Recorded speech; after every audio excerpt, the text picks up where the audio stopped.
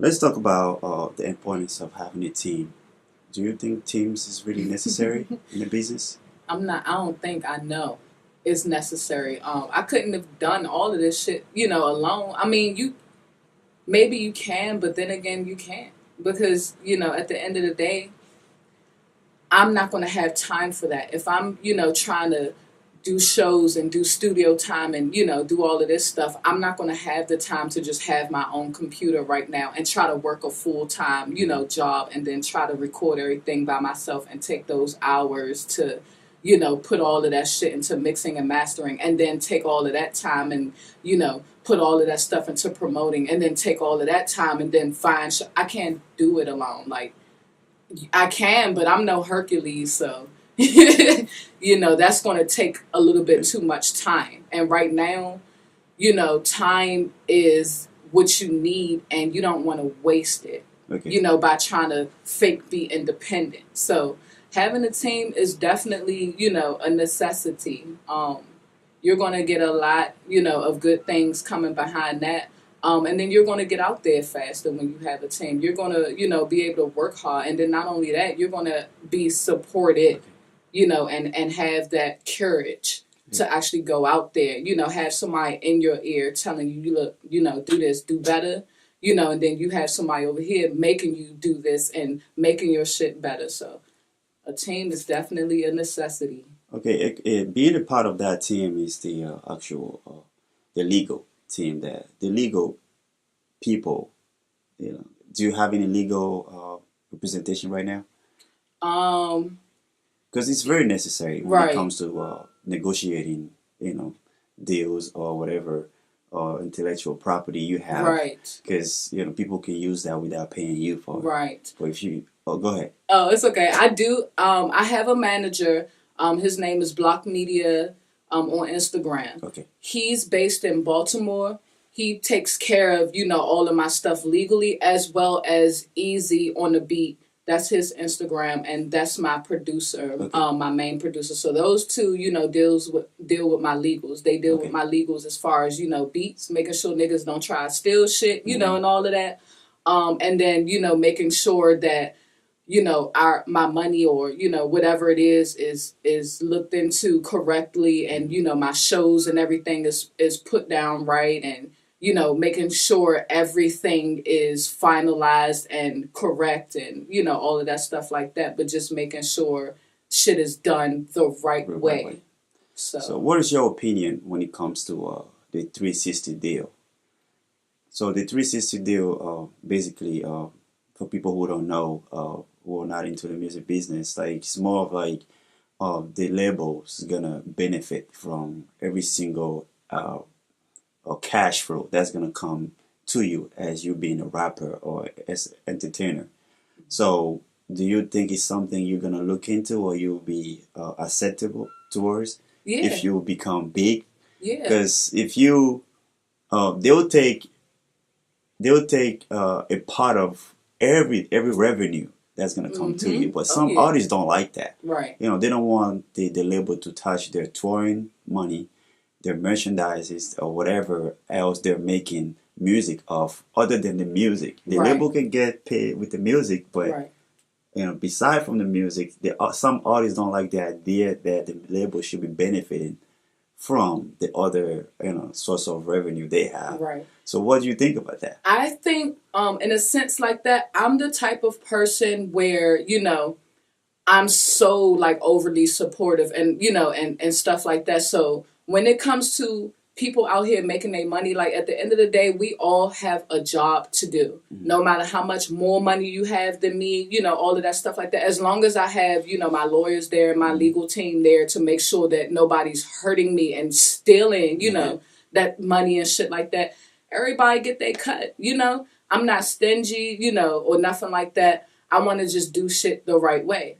So if they're doing, all they can to make sure that my music is out there to all of these people Mm-hmm. that's in the whole wide fucking world and Yeah. shit, why not, make sure that they're, getting paid for the work and the services that they're doing, Okay. for me and my music and my art and shit like that. I mean, it's just, that's another form of giving back. People just don't see that because they feel like, it's just too much money being spent and waste for no reason. But I wouldn't be making none of this shit if it wasn't for them. So as long as they're taking, the exact, portion of their earnings and stuff like that, and we have written agreements and all of that, so be it. Like, I'm with the shits. I think it's kind of like it's a great reasoning because I usually tell people, even we don't see him, but he's asking you to give him 10% of what you're making. It's it's a contribution for him helping you, but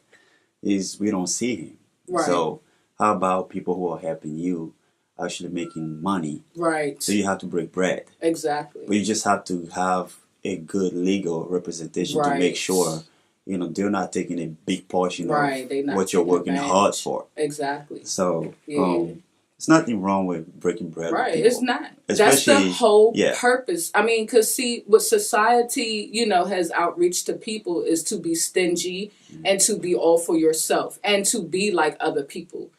And I'm backwards from that, like this is a part of support, and shit like that with people. People aren't just out here rich for no reason.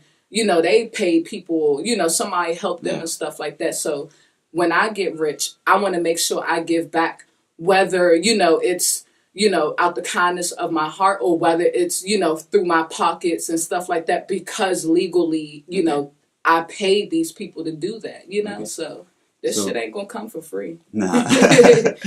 Now, so when the music is done after, finish recording the song, like what other network do you have in place to showcase your music? Like, any talent show you have to go to, like performing?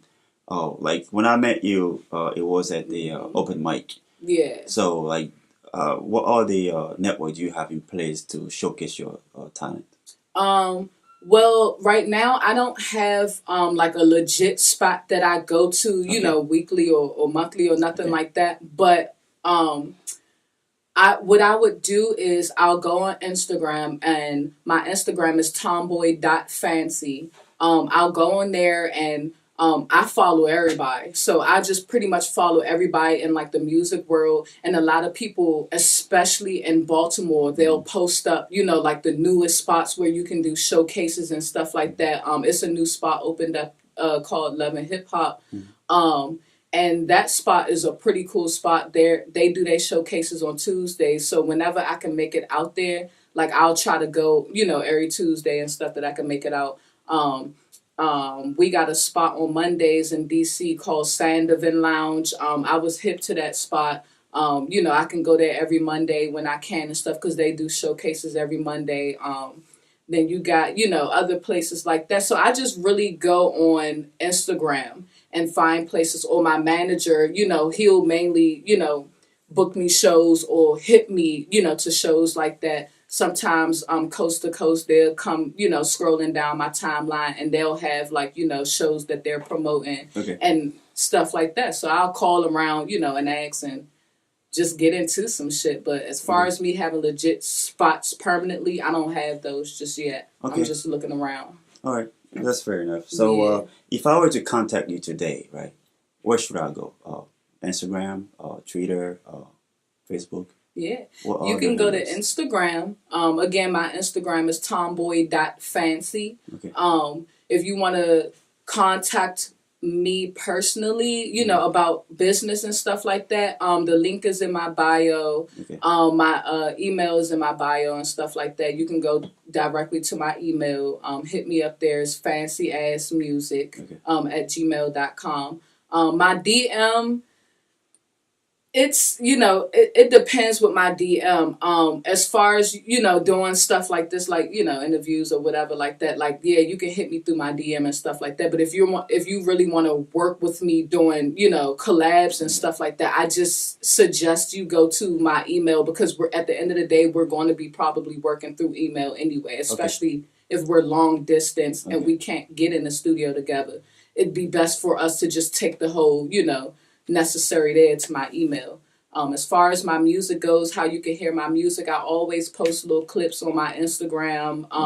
And then also the link is in my bio for that, for my SoundCloud. So Tomboy Fancy, that's my SoundCloud too. So Okay. We out there.